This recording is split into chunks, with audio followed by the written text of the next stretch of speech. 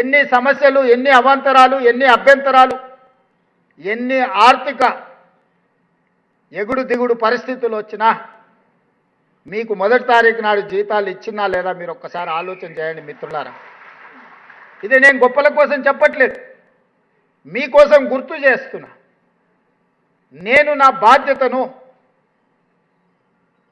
బాధ్యతాయుతంగా వ్యవహరిస్తున్నానా లేదా అని మిమ్మల్ని అడగడం కోసమే ఈరోజు ఈ అంశాన్ని మీ ముందు ప్రస్తావిస్తున్నా. మీరే కాదు, 58 సంవత్సరాలు ఉన్న ప్రభుత్వ ఉద్యోగస్తులను 61 సంవత్సరాలకు పెంచి ఆ రిటైర్మెంట్స్ అన్నీ 2024 నుంచి మొదలైనవి. మూలిగే నక్క మీద తాటికాయ పడ్డది అన్నట్టు మీ జీతభత్యాలకే నేను ప్రయత్నం చేస్తుంటే ప్రతి నెల 1000 కోట్లు రిటైర్మెంట్ బెనిఫిట్స్ కూడా నాకు మళ్ళీ మోపైనాయి. మా జగదీష్ కలిసినప్పుడల్లా 35 ఏళ్ళు సేవ చేసిరు సార్, పిల్లల పెళ్ళి ఉండే, ఆరోగ్యం లేదు, ఆపరేషన్ ఉంది, రిటైర్మెంట్ బెనిఫిట్స్ ఇవ్వకపోతే ఎట్లా సార్ అంటాడు. ఉండరా నాయన, ఉన్న జీతం ఇచ్చేటట్లేదు, రిటైర్మెంట్ బెనిఫిట్స్ నేను ఎక్కడికి వెళ్తే వాళ్ళ, మరి ఏదన్నా నువ్వు ఆదాయం పెంచాలి కదా అని నేను. అయినా ఎప్పుడు మిమ్మల్ని చిన్న చూపు చూడలే, అన్ని ప్రయత్నాలు చేసినాం.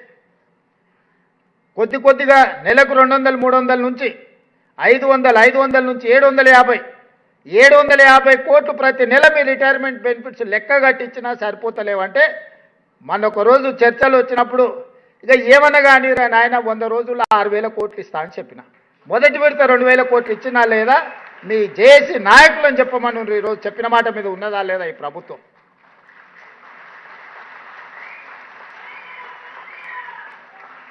ఇదే కాకుండా మీ ఆరోగ్య భద్రత గురించి మాట్లాడితే అన్ని రకాల చర్చలు చేసి మిమ్మల్ని ఒక కమిటీ చేసి మా అధికారులను అందరినీ చేసి ఇంతకుముందే రామకృష్ణారావు గారు చెప్తారు, మొదటి సమావేశం 27 తారీఖు నాడు పెట్టుకున్నాం సార్, ఇక మొదలవుతున్నదే. ఏదన్నా చిన్న అవాంతరాలు వచ్చినా మీరు సూచన చేయండి. మా ఇంటెన్షన్స్ రాంగ్ లేవు, మా ఉద్దేశాలలో తేడా లేదు. అమలు చేసే క్రమంలో ఏదైనా సమస్య వచ్చినప్పుడు కూర్చొని చర్చించుకొని పరిష్కరించుకుందాం.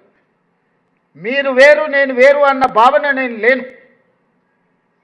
కొన్నిసార్లు నాకు కూడా తట్టకపోవచ్చు, కొన్నిసార్లు ఈ అంశాన్ని ఏ విధంగా పరిష్కరించుకోవాలనో బాధితులుగా మీకెక్కువ అనుభవం ఉండొచ్చు. మీ అనుభవాన్ని ప్రభుత్వంతో పంచుకుంటే ఆ సమస్యని తక్షణమే పరిష్కరించే బాధ్యత ఈ ప్రభుత్వం తీసుకుంటుంది. ఈరోజు మీ ఆరోగ్య భద్రత కావచ్చు, మీ రిటైర్మెంట్ బెనిఫిట్స్ కావచ్చు, మీ శాలరీస్ కావచ్చు, ప్రమాదవశాత్తు ఏదైనా జరిగితే, జరగరాని దురదృష్టకర సంఘటన జరిగినప్పుడు ఈ ప్రభుత్వమే ఒక కుటుంబ పెద్దగా వ్యవహరించి మీ కుటుంబాన్ని ఆదుకునే మంచి ఆలోచనతోని ఈరోజు ఈ కార్యక్రమాలన్నీ కూడా తీసుకొని ముందుకు వస్తున్నాం. ఇక ఇవన్నీ చేస్తూనే మళ్ళీ అవ్వంగానే మా ముజీబో లేకపోతే శ్రీనివాసో లేకపోతే జగదీశో పోయేటప్పుడు చెప్తాడు, అన్నగా పిఆర్సీ ఉండే మళ్ళీ గాదాని సంగతి ఏంటి, గ్యారెంటీగా పోయేటప్పుడు అంటాడని నాకు నమ్మకం ఉన్నది. తప్పకుండా మా ఉప ముఖ్యమంత్రి గారికి నేను సూచన చేస్తున్నా, దానికి సంబంధించి కూడా మనం ఇచ్చిన మాట ప్రకారం ఆ మాట నిలబెట్టుకోవడానికి మనం ఖచ్చితమైన ప్రయత్నం చెయ్యాలి. వాళ్ళ విశ్వాసాన్ని మనం నిలబెట్టుకోవాలి.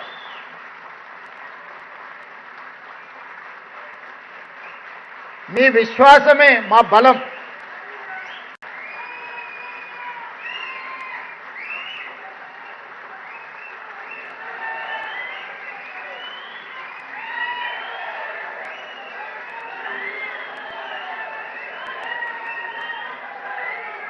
మిత్రులారా, నా ఇంకొక విజ్ఞప్తి,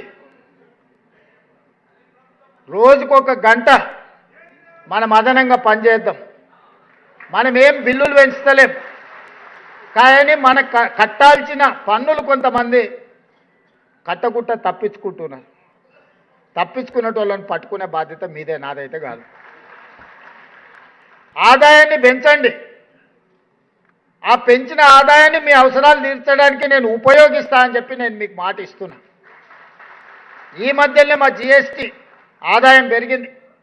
మా శ్రీనివాసరెడ్డి గారు స్టాంప్స్ అండ్ రిజిస్ట్రేషన్లు కొంత ఆదాయాన్ని పెంచిండు. ఇంకొన్ని శాఖలలో మా ఆదాయం పెరిగింది. పెరిగింది ఏది కూడా వృధా చేయకుండా ప్రభుత్వ ప్రతినిధులుగా మీకే వాటిని ఖర్చు పెడుతున్నాం. ఇవాళ ఇందిరమ్మ ఇండ్లు చిన్న ఆరోపణ లేకుండా 4.5 లక్షల ఇందిరమ్మ ఇండ్లు పేదవాళ్ళకి ఇస్తే దాదాపుగా 7 నుంచి 8 వేల కోట్ల రూపాయలు లబ్ధిదారులకు పంచిపెడితే అనా పైసా అవినీతి జరగకుండా చిన్న ఆరోపణ లేకుండా ఈరోజు ఆ పథకం అమలు జరుగుతుందంటే అందులో మీ శ్రమ లేదా? అడిగిన ప్రతి పేదవాడికి రేషన్ కార్డు అందించిందంటే అందులో మీ సేవ లేదా? 3,28,00,000 పేదలకు 6 కిలోల సన్న బియ్యం అందిస్తున్నారంటే అందులో మీ సేవ లేదా? 47 లక్షల కుటుంబాలకు 200 యూనిట్లు ఉచిత విద్యుత్తును అందిస్తున్నామంటే అందులో మీ సేవ లేదా? 55 లక్షల కుటుంబాలకు 500 రూపాయలకే సిలిండర్ అందిస్తున్నామంటే అందులో మీ సేవ లేదా?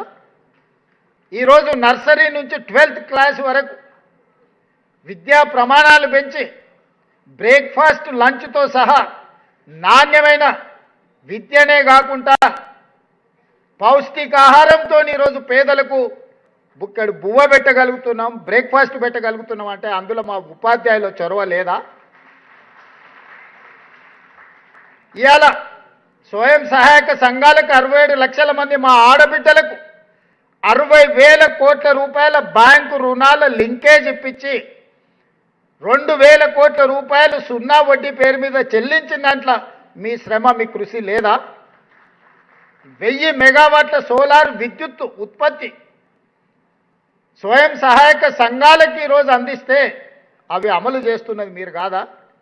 ఇవాళ సోలార్ విద్యుత్ అదాని అంబానీలతో మా ఆడబిడ్డలు పోటీ పడుతున్నారంటే అందులో మీ కృషి లేదా? మహిళలు గృహలక్ష్మి మహాలక్ష్మి పేరు మీద బస్సులో ఉచితంగా ప్రయాణమే కాదు, ఈరోజు మా మిత్రుడు పొన్నం ప్రభాకర్ గారు 1000 బస్సులను ఆడబిడ్డలను యజమానులను చేసి బస్సులో ఉచితంగా కాదు బస్సులకు మేమే యజమానులమని ఈరోజు పథకాలు అమలు చేసి ఆర్థికంగా కాళ్ళ మీద